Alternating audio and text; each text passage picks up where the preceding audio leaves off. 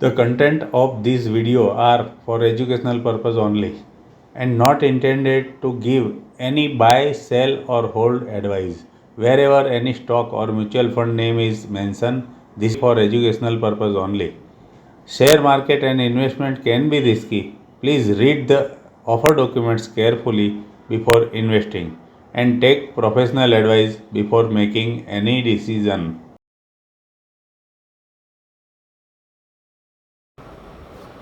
दोस्तों नमस्ते। दोस्तों अभी अप्रैल महीना शुरू हो गया है और पूरे साल का जो भी कंपनियों का रिज़ल्ट है वो आने शुरू हो गए हैं। ये रिज़ल्ट जो आते हैं वो कहीं ना कहीं स्टॉक प्राइस पे इफ़ेक्ट करते हैं और वो हमें समझ में आना चाहिए।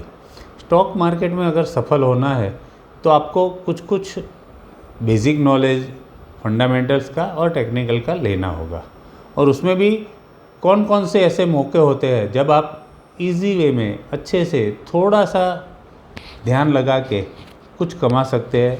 वो मौके में एक मौका ये है कि जब भी कंपनी का क्वार्टर्स का रिज़ल्ट और एनुअल रिज़ल्ट डिक्लेयर होता है, पब्लिश होता है, उस पर आपको ध्यान रखना होता है।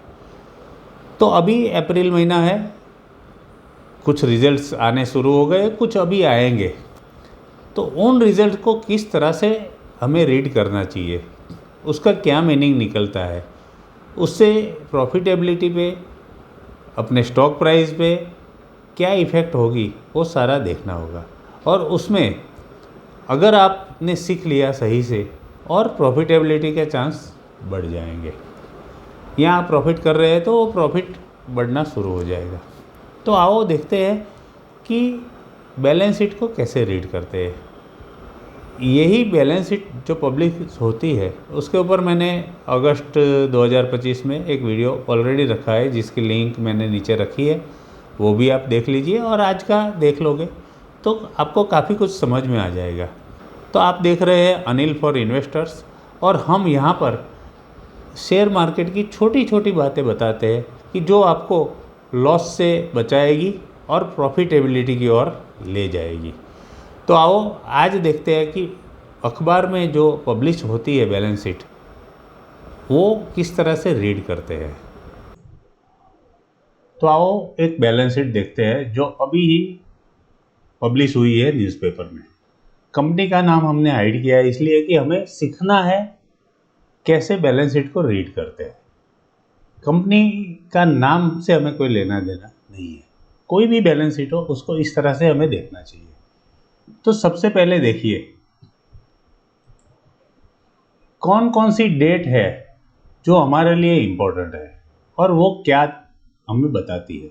जैसे ये सबसे पहले है 31 मार्च 2026 का क्वार्टरली रिजल्ट है यहाँ पर और उसको कंपेयर किया है 31 दिसंबर 2025 से।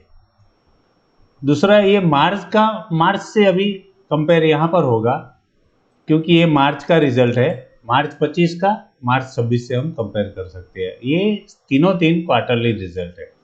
अब हम देखेंगे, इधर देखिए ये है ईयरली रिजल्ट है।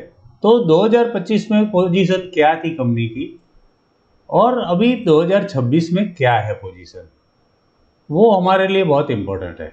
तो आप सीधा सा यहाँ देख सकते हैं कि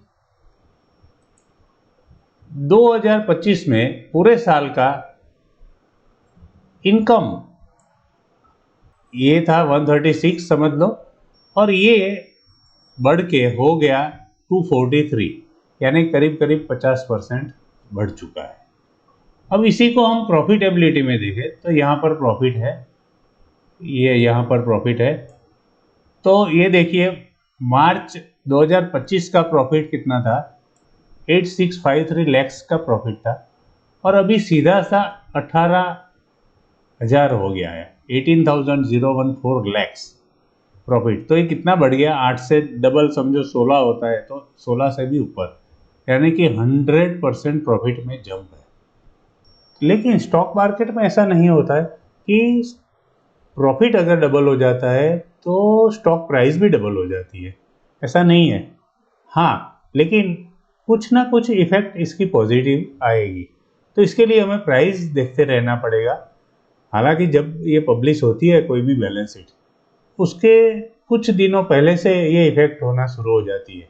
और स्टॉक मार्केट में मेन गेम यही है कि कितना जल्दी आपको मैसेज मिलता है और कितना जल्दी आप उस पर एक्शन लेते हैं।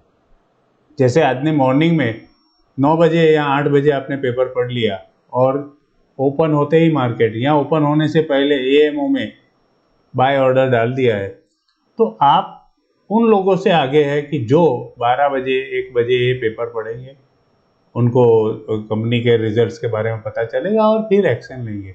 वो इफेक्ट में ही हमें कमाने का मौका है और वही हमें ध्यान रखना चाहिए जब कोई पब्लिश होती है बैलेंस शीट तब। और भी इसमें देखिए, आपको ये सीधा सा ईपीएस भी दिखेगा। ये पहले 14 था 2025 में और अभी हो गया 29, यानी कि सीधा ईपीएस डबल हो गया 2026 में। तो अर्निंग पर शेयर बढ़ने से रेट तो बढ़ेगा ही, लेकिन वो पूरा प्रोपोर्शनेट नहीं होगा, मतलब 100% नहीं होगा। उस हिसाब से देख के सोच के आप इसमें आगे बढ़ सकते हैं। तो दोस्तों, ये था एक कंपनी का पब्लिश हुआ रिजल्ट और उसको किस तरह से देखते हैं। तो ऐसे ही आप अगर बैलेंस शीट देखना समझना सीख जाओगे तो आप भी अच्छे से एनालाइज कर सकते हो कि क्या कंपनी में हो रहा है, प्रॉफिट बढ़ रहा है कि नहीं बढ़ रहा है। तो ऐसे ही और भी बैलेंस शीट में एनालाइज करके रखने वाला हूँ। अब रिजल्ट्स आने शुरू हो गए हैं, तो आप देखते रहिए हमारा चैनल अनिल फॉर इन्वेस्टर्स। इसको लाइक कीजिए, सब्सक्राइब कीजिए और अपने दोस्तों को शेयर कीजिए। एक चीज़ याद रखिए कि ये हमारी चैनल पे जो भी हम बैलेंस शीट के बारे में या कोई भी एनालिसिस करते हैं या किसी भी कंपनी की बात करते हैं, उसमें हमारा कभी कोई रेकमेंडेशन नहीं होता कि इसको बाय कर लीजिए, सेल कर लीजिए। वो आपको करना है तो आप अपने खुद से रिसर्च कीजिए या अपना कोई फाइनेंशियल एडवाइज़र है उसकी सलाह लेके कर सकते हैं। तो मिलते हैं दूसरे वीडियो पे। थैंक यू दोस्तों।